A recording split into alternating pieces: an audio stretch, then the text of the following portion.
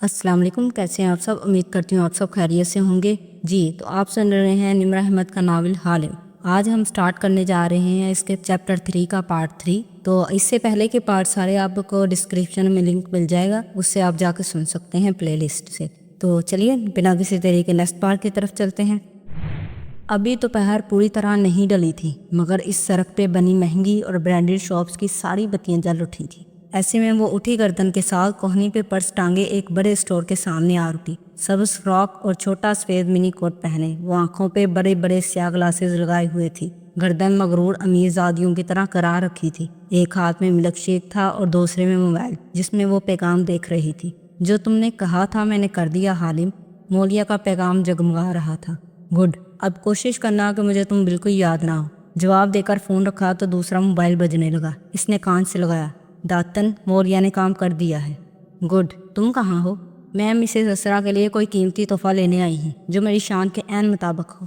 جیسے میں اس بات پہ یقین کر لوں گی، اس نے منہ بنا کے کہا تو تالیہ نے شانے چکائے اور فون پرس میں ڈال دیا، پھر اعتماد سے اندر چلی آئی۔ جیولری ریک پہ آ کر اس نے سن گلاسز اوپر کر کے بالوں پہ ٹکائے اور گردن جھکا کے قیمتی زیورات دیکھنے لگی۔ آنکھیں سوچنے والے انداز میں چھوٹی کر لیں، ساتھ ہی ملک شیک کے گونٹ بھی بڑھتی رہی۔ پھر 2 عدد قیمتی مساق جیولرز کے 2 ڈائمنڈ لاکر اٹھائے، بالکل ایک جیسے۔ ایک کو خالی ہاتھ میں پکڑا، دوسرے کو ملک شیک گلاس والے ہاتھ میں، اور کاؤنٹر کی طرف چلی آئی۔ کاؤنٹر پہ ایک چینی نوجوان خراب بلنگ کر رہا تھا۔ رش کافی تھا، تالیہ کے آگے قطار لگی تھی۔ وہ منتظر سی کھڑی رہی۔ رش بہت تھا، قطار سست تھی۔ جیسے ہی سامنے والی عورتیں ہٹیں، وہ آگے آئی اور لوکٹ سامنے دھرا۔ ملک شیک گلاس والا ہاتھ نیچے کر لیا۔ نوجوان نے بل بنا کے دیا تو اس نے پرس سے نوٹوں کی گڈی نکال کے رکھی۔ لڑکے نے پیسے رکھ لیے اور لوکٹ کا سیکورٹی ٹیگ بتایا۔ اگر یہ ٹیگ لگا رہے تو دکان سے باہر لے جانے کی صورت الارم بج جاتا ہے۔ ابھی وہ لوکٹ ساتھ والے ملازم کو دینے ہی لگا تھا کہ اسے باکس میں ڈالے کہ وہ بولی، 1 منٹ میں اس کو ٹرائی کر لوں۔ لڑکے نے سمجھنے والے انداز میں لوکٹ اس کی طرف بڑھایا۔ اس نے اپنا سیل اور پرس کاؤنٹر پہ دھرا، بقایا رقم بھی نہیں اٹھائی۔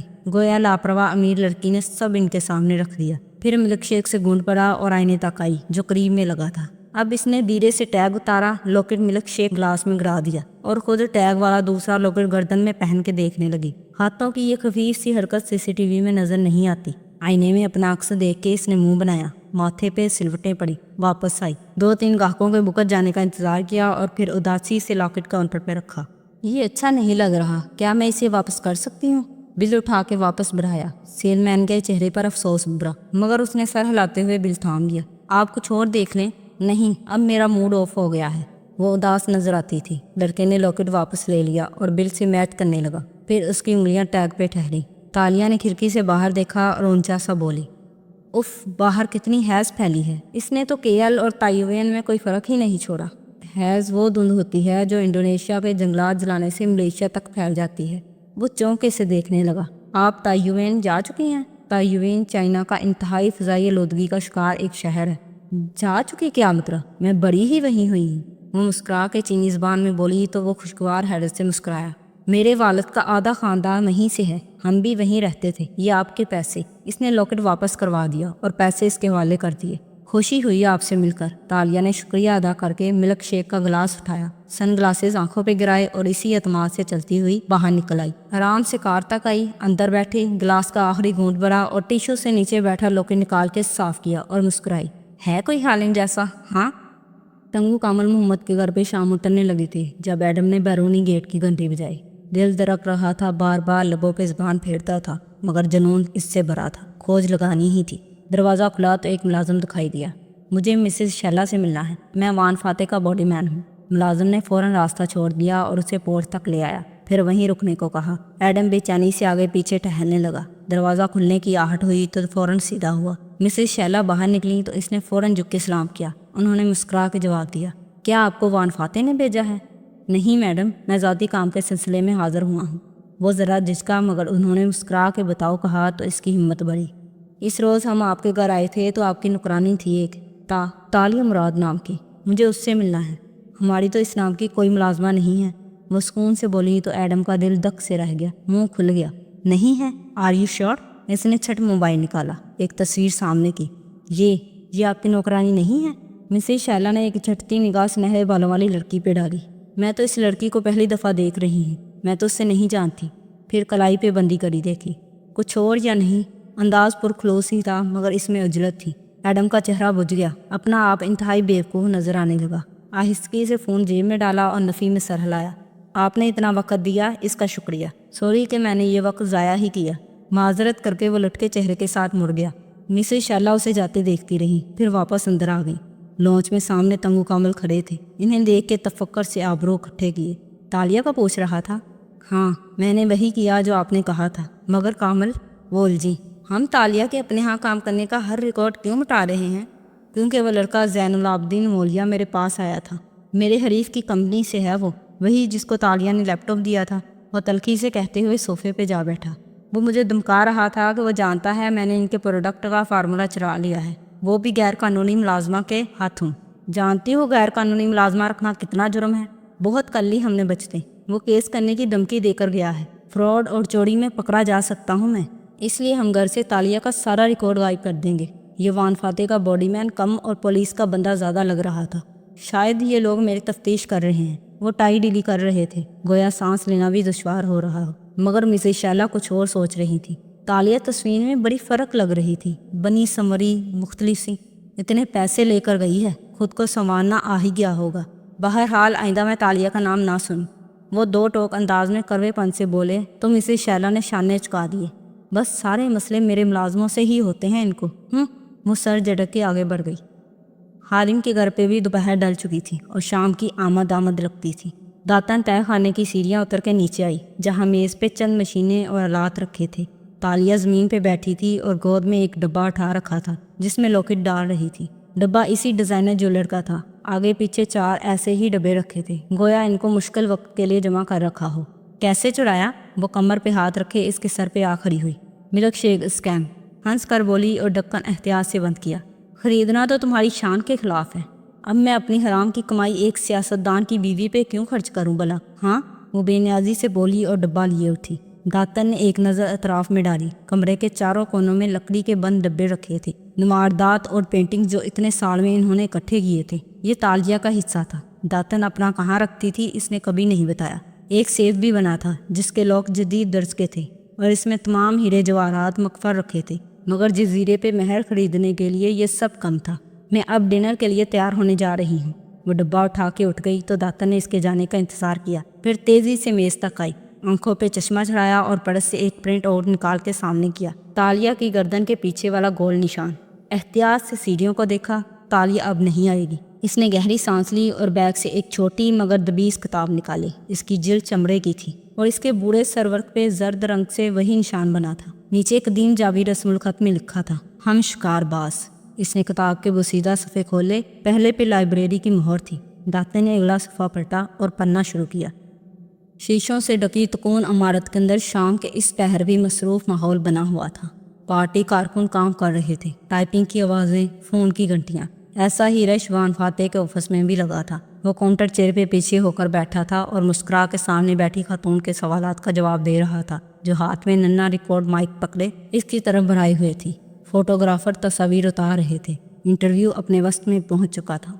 वान फाते, क्या ये दुरुस्त है कि आप इस्तीफ़ा देकर अमेरिका मुंतकिल हो रहे हैं? वो खुश स्पाट अंदाज में नजरें इस पे जमाए पूछ रही थी।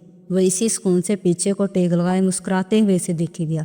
ग्रे शर्ट पहने, कफ मोड़े, बाल दाएं तरफ को पीछे किए। इसकी छोटी चमकती आंखों में ज़बान बर की सादगी थी। खुदा, मैंने ऐसा कोई पैगाम नहीं दिया जिसको वजह बना के लोग इस खबर को चलाएं। मगर आप इसकी तरदीद भी नहीं कर रहे। हर शख्स जानना चाहता है कि आप क्या सोच रहे हैं। मैं तो तालीमी बिल का सोच रहा हूँ। आपके ख्याल में अशर महमूद चेयरमैन बनने के अहल हैं? अशर बहुत काबिल और बहुत टैलेंटेड नौजवान है। मेरा ख्याल है वो ज़िंदगी में बहुत तरक्की करेगा और मैं इसको ज़िंदगी के हर नेक मकसद के लिए गुड लक कहता हूँ। अशर मेरी फैमिली है, मुझे बहुत अजीज़ है।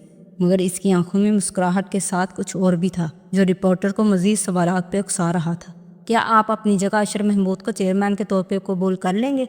फातिह ने गर्दन मोड़ के सेक्रेटरी को देखा और मुस्कुरा के पूछा, तुमने मेहमानों को कॉफ़ी पेश नहीं की?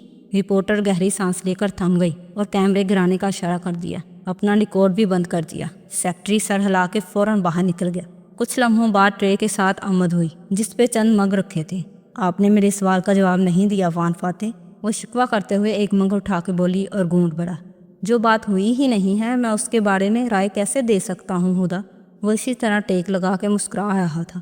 سیکرٹری نے اس کا مگ اس کے سامنے رکھا مگر اس نے اسے نہیں چھوا۔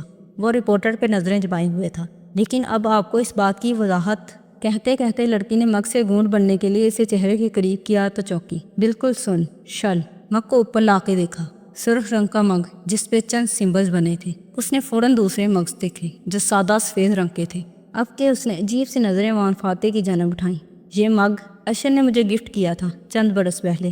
میں آفس پہ اتنا خرچہ کرتا نہیں ہوں، اس لیے نئے مگ ٹوٹ جائیں تو یہ لوگ پرانے نکال لیتے ہیں۔ مسکرا کے کہتے ہوئے اس نے اپنا مگ اٹھایا اور پینے لگا، مگر لڑکی یک ٹک اس مگ کو دیکھے جا رہی تھی۔ اور اشر صاحب کو یہ مگ کسی نے سووینیر کے طور پہ دیا ہوگا۔ ہاں شاید اس کے دوستوں نے، مگر خیر یہ کوئی اتنی بڑی بات نہیں ہے۔ انسان کے ہر طرح کے دوست ہوتے ہیں۔ مگر رپورٹر نے مگ اسی طرح بھرا ہوا واپس رکھ دیا۔ اس کا دماغ چونکا ہوا لگتا تھا۔ گردن موڑ کے اس نے فوٹوگرافر کو خفیف سا اشارہ کیا، اس مگ کی تصویر لو، اور واپس وان فاتح کی طرف متوجہ ہوئی جو اب کلائی پہ بندی گڑی دیکھ رہا تھا۔ ہم اس کو ریپ اپ کر سکتے ہیں اب، مجھے ایک ڈنر پہ پہنچنا ہے سر، بس 2 سوالات مزید، وہ بشاشت سے کہتی سلسلہ کلام وہیں سے جوڑنے لگی۔ اس کو خبر مل گئی تھی۔ وان فاتح کے گھر کا لون لائٹ سے جگمگا رہا تھا، اندھیرا چھانے لگا تھا اور ملازموں کی چہل پہل میں بھی اضافہ ہو چکا تھا۔ اسرا لوبی میں کھڑی تالیہ سے مل رہی تھی۔ یتیم کھانے والے واقعے کا اس کے چہرے پہ شبہ تک نہ تھا۔ برے بال نفیس جوڑے میں باندھے، گہری نیلی اسکرٹ اور بلاؤز پہنے، گردن سے موتیوں کی لڑی چپکائے وہ خوبصورت اور باوقار لگ رہی تھی۔ مسز اسرا، امید ہے آپ کے مصروف شیڈیول میں مخل نہیں ہوئی ہوں گی۔ تالیہ نے اپنا سفید ہیٹ اتار کے سٹینڈ پہ لگی کنڈی پہ اٹکایا، سنہری بالوں کی فرانسیسی چوٹی بنا کے اسے بائیں کندھے پہ ڈالے۔ وہ پیروں تک آتا گلابی لباس پہنے ہوئے تھی اور کندھوں پہ نارنجی رنگ کا منی کوٹ تھا۔ ایسے لباس وہاں عموماً چینی عورتیں پہنتی تھیں۔ مجھے مہمان اچھے لگتے ہیں تالیہ، بے فکر رہو، اسرا کہنے کے ساتھ اسے آگے لے آئی۔ بٹلر نے ادب سے دروازے کھولے اور وہ دونوں ڈرائنگ روم میں داخل ہوئیں۔ تالیہ نے میز پہ لاکٹ باکس کا بیگ رکھا تو اسرا نے بیٹھتے ہوئے افسوس سے اسے دیکھا۔ اس کی کیا ضرورت تھی تالیہ؟ مجھے آپ کی شایان شان لگا تو میں نے لے لیا، وہ مسکرا کے بولی تو اسرا آگے کو بڑھی، باکس بیگ سے نکالا اور واپس ٹیک لگا کر اس کا ڈھکن ہٹایا۔ لاکٹ دیکھ کے اس کے آبرو پسندگی سے اٹھے، بے عیب، اور مسکرا کے باکس بند کر کے ایک طرف دھرا جیسے وہ قیمتی تحفوں کی عادی ہو۔ ابھی 10 منٹ ہی گزرے تھے کہ ملازم کھنکار کے اندر داخل ہوا اور اسرا کی طرف فون بڑھایا۔ آپ کے بینک سے ہے اس وقت؟ اس نے حیران ہو کر اسے کان سے لگایا۔ دوسری جانب داتن مہذب انداز میں پوچھ رہی تھی، مسز اسرا، آپ کے اکاؤنٹ سے ایک باری رقم آج نکالی گئی ہے، آپ مجھے اپنا اکاؤنٹ نمبر کنفرم کر سکتی ہیں؟ 1 منٹ، تالیہ مجھے ایکسکیوز کرنا ذرا، معذرت کرتی وہ فون کان پہ لگائے باہر نکل آئی۔ چند منٹ بعد اسرا فون پہ خفگی سے بولتی واپس ڈرائنگ روم کی طرف جاتی دکھائی دی۔ آپ نے میرا اتنا وقت ضائع کروایا اور اب کہہ رہی ہیں کہ اسرا محمد کا معاملہ تھا؟ میں اسرا محمود ہوں، فار گاڈ سیک۔ وہ اندر داخل ہوئی۔ سوری تالیہ، میں۔ چوکھٹ پہ وہ ٹھٹک کے رکی، چہرے پہ خوشگوار مسکراہٹ دڑائی۔ اس کے دونوں بچے تالیہ کے برابر صوفے پہ بیٹھے تھے، ایک 11 سال کا لڑکا اور ایک 8 سال کی بے حد لمبے بالوں والی بچی۔ ارے تم لوگ ادھر کب آئے؟ میں نے بلوایا تھا، مجھے ان سے ملنا تھا، اچھی کمپنی دیتے ہیں یہ، مسکرا کے وہ کہہ رہی تھی۔ اسرا فون پہ بینک آفیسر کو جھڑکتے ہوئے سلسلہ کلام منقطع کرنے لگی اور اسی اثنا میں تالیہ آہستہ سے اپنا ہاتھ بچی کے پیچھے لے گئی۔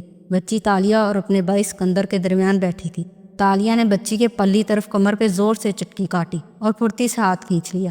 کن اکھیوں سے CCTV کیمرے کا رخ بھی دیکھ چکی تھی۔ وہ گھوم رہا تھا، اس طرف متوجہ نہیں تھا۔ جولیانہ چیخی اور فوراً بائیں طرف بیٹھے بائی کی ران پہ تھپڑ دے مارا۔ اس نے جواباً تیش اور شوق سے جولیانہ کا کان مروڑا۔ مما، اس نے مجھے مارا ہے، مما اس نے مجھے پہلے مارا تھا۔ وہ ایک دم رونے لگی تو اسرا خفگی سے کھڑی ہوئی۔ بیٹا، آپ گیسٹ کے سامنے کیا کر رہے ہو؟ چلو اٹھو، میں آپ کو آپ کے کمرے میں لے جاؤں۔ اٹس اوکے مسز اسرا، بچے ہیں یہ اور ان کو یہ بچپن دوبارہ نہیں ملے گا۔ اور پھر مسکرا کے اپنے پرس میں ہاتھ ڈال کے بند مٹھی میں کچھ نکالا اور گھوم کے جولیانہ کی طرف متوجہ ہوئی۔ او ہو بیبی، رو کیوں رہی ہو؟ چلو میں تمہیں ایک میجک دکھاتے ہیں۔ آواز کو پر اسرار بنایا تو سکندر گردن نکال کے چونک کے دیکھنے لگا، مگر جولیانہ ہنوز روئی جا رہی تھی، اسے کچھ نہیں سننا تھا۔ یہ دیکھو، یہ چاکلیٹ میری مٹھی میں ہے نا؟ اس نے چاکلیٹ دکھا کے مٹھی بند کی اور پھر کھولی۔ مٹھی خالی تھی۔ جولیانہ ہتھیلی سے آنسو رگڑتی رک گئی۔ سکندر کا منہ کھل گیا۔ چاکلیٹ کہاں گئی؟ ننھی پیاری بچی حیرت سے تالیہ کو دیکھ کے بولی۔ سکندر کی جیب میں۔ سکندر چونکا، جلدی سے جیب میں ہاتھ ڈال کے باہر نکالا تو اس میں ایک چاکلیٹ تھی۔ واو، وہ حیرت زدہ سا مسکرایا۔ تالیہ نے آنکھیں گھما کر اسرا کو دیکھا تو وہ اسی طرح کھڑی محظوظ نظر آ رہی تھی۔ یہ تم نے کیسے کیا؟ میجک، اس نے ہلکے سے آنکھ دبائی۔ میرے ساتھ بھی کرے نا، जोलियाना ने बेचैनी से जल्दी जल्दी आंखें रगड़ी, फिर हसरत से सिकंदर को देखा जो अपनी जादुई चॉकलेट को तहय्यर और खुशी से खोल रहा था। तालिया इसकी फरमाइश पे ज़रा कंफ्यूज नजर आई, फिर पर्स खंगाला और कुछ मुट्ठी में निकाला। जोली, इसको तंग ना करो, असरा सामने बैठते हुए बोली, मगर तालिया ने रोक दिया। नहीं, एक और मैजिक ट्रिक मैं दिखा ही सकती हूँ, मुझे कोई बारीक चीज़ दें। इधर उधर मुतलाशी नज़रों से देखा, फिर असरा के हाथ को देख के ठहरी। जोलियाना, मम्मा से इसका ब्रेसलेट लेकर आओ। दिल जोर से दरका भी था। जोलियाना छट आगे आई और हाथ बढ़ाया तो असरा ने मुस्कुरा के बिना किसी तांबल के ब्रेसलेट उतार के इसको थमा दिया। वो उसे वापस तालिया के पास लेकर आई और तालिया ने दरकते दिल के साथ उसे पकड़ा। वो गर्म नहीं हुआ, वो जला नहीं, वो ठंडा शांत रहा। वो असरा की रजामंदी से इसके हाथ में आया था। इसके जादू को इंसानी जहानत ने मात दे दी थी। ये देखो, इसने रुमाल पे ब्रेसलेट रखा, फिर रुमाल को तह बतह बंद करती गई। असरा भी आगे को होकर दिलचस्पी से देख रही थी। जोलियाना और सिकंदर इसके गिर्द दम साधे खड़े थे। आंखें रुमाल की खुलती तहों पर थी। ये खुली आखिरी तह और अंदर एक नन्हा फूल रखा था। ब्रेसलेट गायब था। बच्चों के मुंह खुल गए। असरा के आबरू इकट्ठे हुए। जोलियाना, ये फूल आप अपनी पॉकेट में डाल लो। जोलियाना ने खुशी खुशी उसे उठाया और पॉकेट में डाल दिया। और मम्मा का ब्रेसलेट? सिकंदर बेचैन हुआ। वो तो तालिया ने चुरा लिया। वो मुस्कुरा के बोली तो असरा मुस्कुरा दी। बच्चे हैरान हुए तो वो हंस दी। जरा वो फूल निकालो जोलियाना। जोलियाना ने जेब में हाथ डाल के बाहर निकाला तो इसमें कोई फूल ना था, बल्कि इसमें चमकता दमकता ब्रेसलेट था। वाओ! सिकंदर ने ताली बजाई और जोलियाना मुस्कुराने लगी। इसने ब्रेसलेट खुद पहन लिया और असरा ने मना नहीं किया। उसे अपने बच्चों से ज़्यादा कोई अजीज ना था। ओके, बहुत हो गया बच्चों, अब आप जाओ और मुझे अपनी गेस्ट के साथ बातें करने दो। असरा खुद भी काफ़ी महजूज हुई थी, लेकिन अब बहुत हो चुका था। बच्चे तालिया को खुश अखलाकी से खुदाहाफिज कहकर आगे बढ़ गए। ट्रिक्स का राज पूछना बद अखलाकी ना होता तो मैं ज़रूर पूछती। मुझे आप खुश अखलाक ही पसंद है, इसने मुस्कुरा के कहते हुए पर्स को बंद किया और आस्तीन के अंदर छुपाया असली ब्रेसलेट पर्स में गिरा दिया। इसकी तवक्का के ऐन मुताबिक बच्ची ने ब्रेसलेट माँ को फ़ौरन वापस नहीं किया था, इसलिए वो कम अज़ कम अभी फ़र्क नहीं पहचान सकेगी। गो के दातन के निकाल पहचानना मुश्किल था, मगर असरा एक आर्ट कलेक्टर थी, फिर भी फ़िलहाल कोई ख़तरा ना था। खाने की लंबी मेज़ डाइनिंग हॉल में सजी दिखाई देती थी और इस पे तालिया सरवाही कुर्सी की सीध में बैठी नैपकिन गोद में फैला रही थी। मुलाजम अशिया ला के रख रहे थे। असरा गाड़ियों की आवाज़ सुन के बाहर चली गई थी। अच्छा लगा आपको देख के तालिया। अशर की आवाज़ पे इसने सर उठाया। वो सामने से चला आ रहा था। तालिया की बेचैन नज़रों ने इसके ताकुम में देखा। वान फाते नहीं था। फिर वो जबरन मुस्कुरा के अशर की तरफ मुतवज्जा हुई। इतनी पुरतकल्लुफ़ दावत का शुक्रिया अशर साहब। उम्मीद करती हूँ आप आगे भी मेरा साथ देंगी, और मैं ये जानने में इंटरेस्टेड हूँ कि आप किसकी सिफारिश लाई हैं। वो कुर्सी पे बैठते हुए बोला और नैपकिन उठा लिया। ग्रे सिल्क ड्रेस शर्ट पहने, बगैर कोट या टाई के वो बालों को सामने से उठाए काफ़ी तैयार लग रहा था। गाहे बगाहे एक गहरी नज़र इस पे डालता, गोया इसे पढ़ने की कोशिश कर रहा हो। वो बस हल्का सा मुस्कुरा दी और सर झुका के नैपकिन दुरुस्त करने लगी। फाते भी साथ ही घर में दाखिल हुआ था, मगर असरा ने इसको बाहर रोक लिया था। मैं इसको लाखों की मालियत की 2 पेंटिंग्स बेचना चाहती हूँ। फाते प्लीज़, ये बात याद रखना। वो मिन्नत और तनबीह दोनों कर रही थी। अच्छा, वही लड़की? ठीक है, तुम बताओ मैं क्या करूँ? वो सलाह जो अंदाज में बोला। बस इसको खफा ना करना प्लीज़। ओके, बेफिक्र रहो। इसने नरमी से असरा का सर थपका तो वह नम आंखों से मुस्कुरा दी। I love you. जहन में एक लम्हे के लिए बच्चे की नीली आंखें ताज़ा हुई थी, मगर जब फाते ने मुस्कुरा के जवाब में लव यू टू कहा और आगे बढ़ गया तो इसने सारी सोचें छटक दी। कमरे में आके उसने कोट और टाई उतार के परे रखी, फिर बाथरूम में आया। वॉश बेसन में झुक के पानी के छींटे मुंह पे मारे और गीला चेहरा उठा के आईने में खुद को देखा। यानी अब मुझे अपनी बीवी को खुश करने के लिए एक अबनूशियस और शो ऑफ किस्म की बोरिंग लड़की को कंपनी देनी पड़ेगी। चलो इसरा के लिए ये भी करके देख लेते हैं। तौलिया खींचते हुए वो गहरी सांस लेकर बड़बड़ाया था। तो आप सारी उम्र बाहर रही हैं, यहाँ और वहाँ में क्या फ़र्क? अशर गर्दन मोड़ के तालिया की तरफ देखते हुए सवाल कर ही रहा था कि वान फाते डाइनिंग हॉल में दाखिल हुआ। उसने देखा कि वो जो इसकी बात सुन रही थी बेख्तियार खड़ी हो गई। हाँ ताशा, क्या हाल है? बैठो बैठो। हाथ के इशारा से उसे रिलैक्स रहने का इशारा करता वो सरबराही कुर्सी तक आया और उसे खींच के बैठा। कोट उतार चुका था। सफ़ेद शर्ट के कफ मोड़ रखे थे। बाल जो सुबह गीले करके जमे थे अब सूख के माथे पे बिखरे थे और वो आम से होलिये में भी सहर अंगेज लग रहा था। एडम किसी कोने से नमूदार हुआ पीछे आ खड़ा हुआ था। तालिया को वो देख भी नहीं रहा था और तालिया बस फाते हुए नजरें जमाए वापस बैठ रही थी। अशर बिल्कुल खामोश हो गया था। असरा मेज़बानी के फ़राइज़ सर अंजाम देती मुलाजमों को हदायत दे रही थी। तो कब आई तुम? मैं ज़्यादा लेट तो नहीं हो गया? दोस्ताना अंदाज में कहते हुए फातिह ने नैपकिन ग्लास से निकाल कर जटर के गोद में बिछाया और डिश से चावल प्लेट में निकालने लगा। जानता था सब खाना शुरू करने के लिए इसके मुंतज़िर थे। आप मुझे बार बार ताशा बुलाते हैं, मेरा नाम तालिया है। अच्छा, मुझे लगा मैं तालिया ही कह रहा हूँ। खैर, खाना शुरू करो। अशरफ, लो।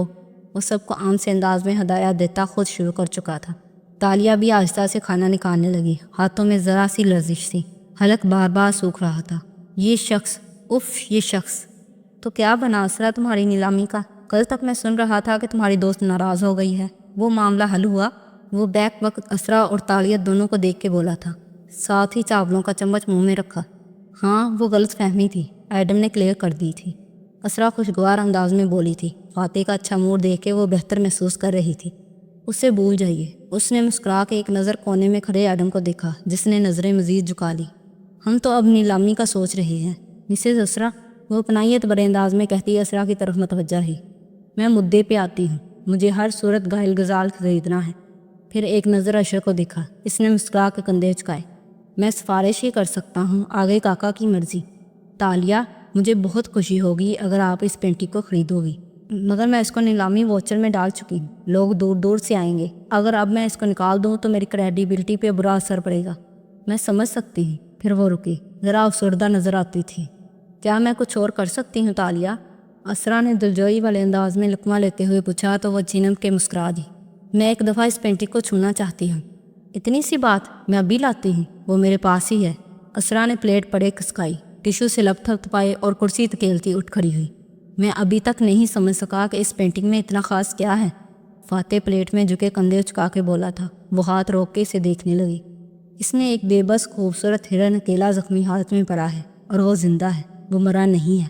तन्हाई, बेबसी, महरूमी, इन एहसासात का मिक्सचर है वो पेंटिंग। वो संजीदगी से बोली थी। अच्छा, मुझे पता है क्या लगता है।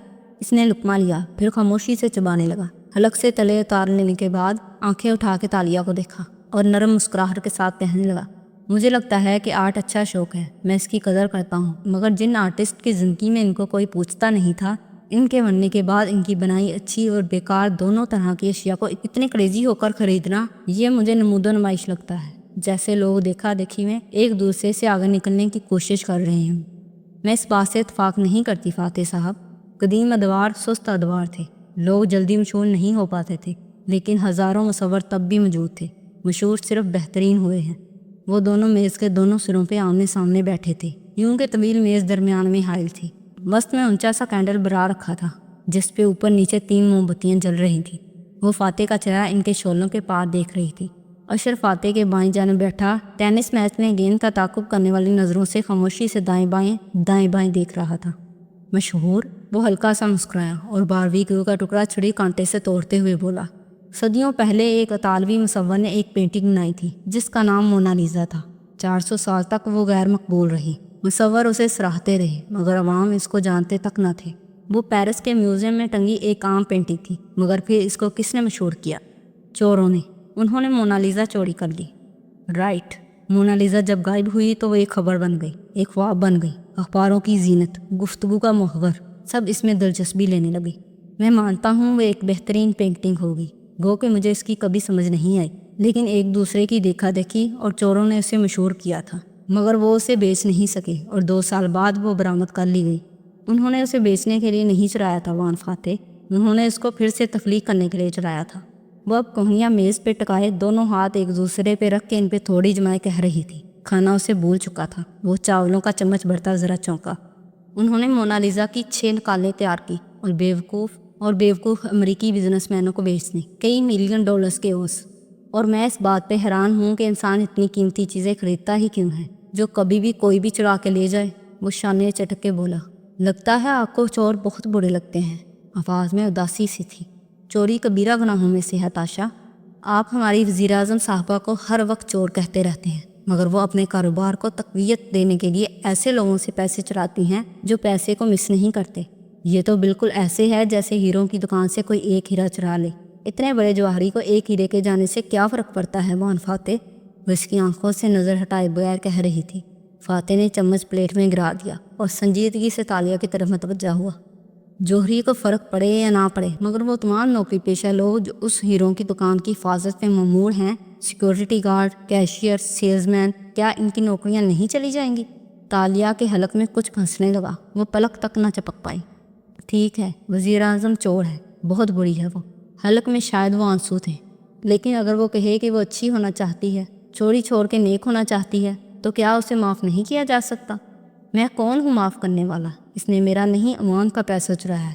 اگر وہ سارا پیسہ واپس کر دے اور ہاں اگر وہ سارا پیسہ واپس کر دے تو کیا وہ تب بھی بری ہوگی؟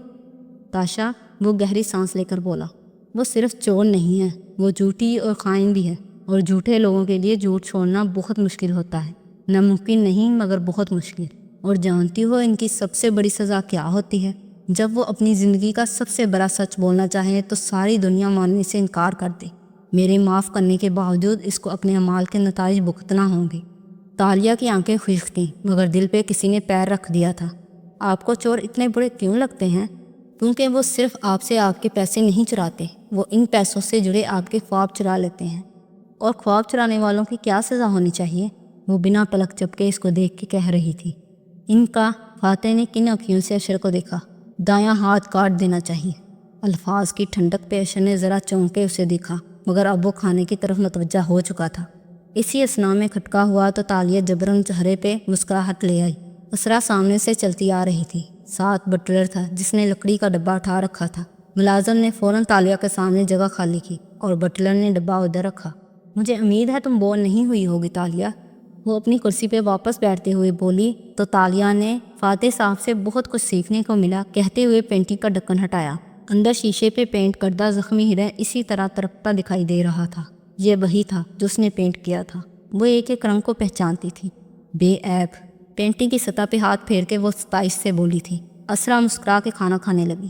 تالیہ نے ایک نظر چھڑی کو دیکھا جو ساتھ رکھی تھی اور پھر پینٹنگ کو۔ وہ ابھی چھڑی سے پینٹنگ کی فریم کو کاٹ کے اندر چھپا ہوا مٹیریل ان کو دکھا سکتی تھی جو ظاہر کر دیتا کہ وہ نکلی تھی، مگر اس سے پہلے اسے ایک اور کام کرنا تھا۔ فاتح کی ساری باتوں کو بلا کے اس نے مسکراتا چہرہ اٹھایا۔ اگر میں کوئی بڑی سفارش لاؤں تب بھی آپ اس کو مجھے نہیں دیں گی؟ مثلاً کس کی سفارش؟ اشر دیر بعد بولا تو تالیہ نے مسکرا کے فون اٹھایا اور کال ملا کے اسے چہرے کے سامنے کر لیا۔ اسپیکر آن تھا اور وہ تینوں رنگ ٹون سن رہے تھے۔ وہ فیس ٹائم پہ کال ملا رہی تھی۔ فاتح اب سکون سے کھانا ختم کر رہا تھا۔ چند لمحے بعد اسکرین پہ ایک گندمی رنگت کے آدمی کا چہرہ نمودار ہوا۔ مجھے تمہارا پیغام مل گیا تھا تالیہ، تم ضروری بات کرنا چاہتی تھی۔ سلام کے بعد وہ بولا تھا۔ تالیہ نے مسکرا کے اسکرین اسرا کے سامنے کی۔ یہ شیخ جاسم ہے، میرے اچھے جاننے والے۔ وہ غائل غزال انہی کی ملکیت تھی، انہوں نے ہی دی ہوگی نا آپ کو؟ سادگی سے پوچھا۔ اسرا کھاتے کھاتے رکی، منہ میں اسکری، چہرہ سامنے کیا، پھر آنکھوں میں تعجب اور بے یقینی در آئی۔ السلام علیکم، آئی ایم سوری مگر میں ان سے تو نہیں ملی، وہ تو کوئی اور تھے۔ وہ ایک دم الرٹ نظر آتی تھی۔ فاتح چونکا مگر اشر اسی طرح بیٹھا رہا، پرسکون۔ جی مسز اسرا، آپ مجھ سے نہیں ملی، آپ میرے کزن جاسم الثانی سے ملی تھی، اور وہ پینٹنگ اس نے آپ کو ہمارے پورے خاندان کی طرف سے عطیہ میں دی تھی۔ تالیہ جو مسکرا کے ساری کارروائی دیکھ رہی تھی، ان الفاظ پہ اس کی مسکراہٹ غائب ہوئی۔ فوراً سے اسکرین اپنی طرف موڑی۔ اوہ، وہ آپ کے کزن تھے؟ دماغ بک سے اڑ گیا تھا، الفاظ ختم ہو گئے تھے۔ یہ سب ملے ہوئے تھے؟ جی بالکل۔ اب آپ کو مجھ سے کیا فیور چاہیے تالیہ؟ وہ اس لمحے کے لیے تیار نہیں تھی۔ اس کا خیال تھا وہ شیخ کو اس کے ملازم کے اس کام سے آگاہ کرنے جا رہی ہے، مگر یہاں تو چونکہ آپ کے ہاتھ سے مسز اسرا نے پینٹنگ وصول نہیں کی، اس لیے میں کچھ کہنے کے قابل نہیں ہوں فی الوقت۔ الوداعی کلمات کہہ کر اس نے فون بند کیا۔ ذہن تیزی سے چل رہا تھا۔ بروقت مسکرا کے اسرا کو دیکھا۔ میں آپ کی خواہش کا احترام کرتی ہوں، میں کوئی سفارش کیے بغیر نیلامی میں دوسرے لوگوں کی طرح ہی حصہ لوں گی، اور چاہے جتنی قیمت ادا کرنی پڑے میں کروں گی۔ تالیہ، اسرا کچھ غیر آرامدہ لگ رہی تھی، جیسے سوچ میں الجھی ہو۔ تمہیں کوئی شک ہے پینٹنگ کے بارے میں کیا؟ مطلب تم آرٹ کی پہچان رکھتی ہو؟ اگر کچھ کھٹک رہا ہے تو پینٹنگ تمہارے سامنے رکھی ہے، بتاؤ۔ جی تالیہ، بتائیے، اشر بھی اتنی توجہ سے بولا تھا۔ اس نے باری باری دونوں کے چہروں کو دیکھا اور پھر فاتح کو۔ وہ پھلوں کے رس کے گھونٹ پڑتا خاموش آنکھوں سے اسے ہی دیکھ رہا تھا۔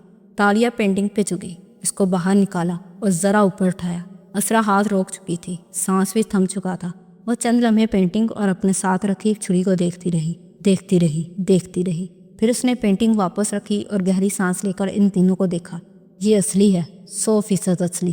اسرا کی سانس بحال ہوئی اور اشر کی مسکراہٹ گہری ہو گئی۔ اس کو آرٹ کی پہچان نہیں ہے، شاید صرف فیشن کی ہے، مگر اچھا ہے۔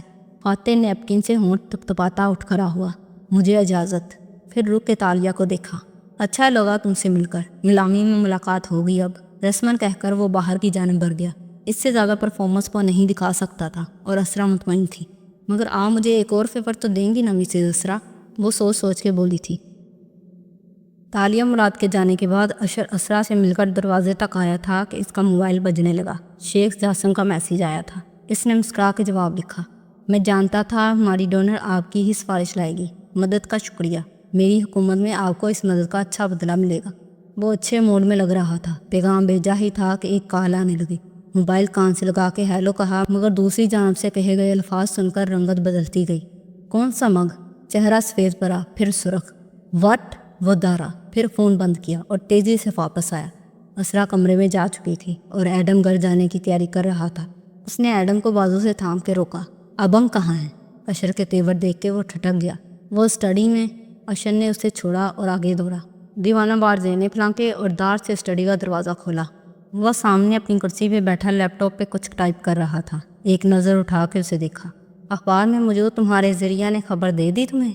ٹھنڈے انداز میں سوال کیا۔ وہ آندھی طوفان کی طرح اس کے سر پہ آ پہنچا۔ آپ نے ان کو میرا مگ دکھایا؟ میز پہ دونوں ہاتھ رکھ کے وہ جھکا اور غصے سے گرایا۔ فاتح نے اینک اتار کے پرے رکھی اور ٹیک لگا کے اسے فرصت سے دیکھا۔ میں نے کوئی جھوٹ نہیں بولا، کوئی الزام نہیں لگایا۔ تم اس اینٹی چائنیز تنظیم کے ساتھ منسلک تھے عیش؟ وہ برسوں پرانی بات ہے۔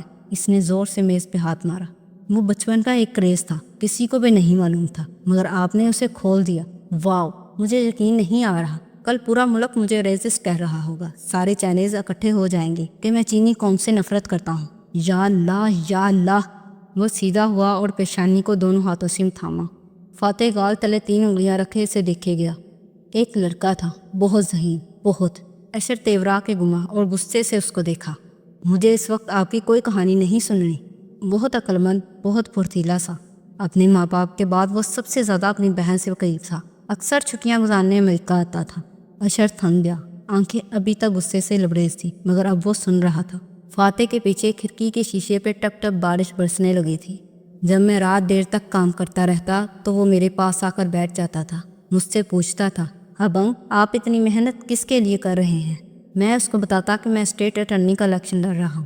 وہ پوچھتا، ابنگ لوگ الیکشن کیوں لڑتے ہیں؟ تو میں کہتا، مختلف وجوہات ہوتی ہیں، مگر ایک وجہ سب میں مشترک ہوتی ہے۔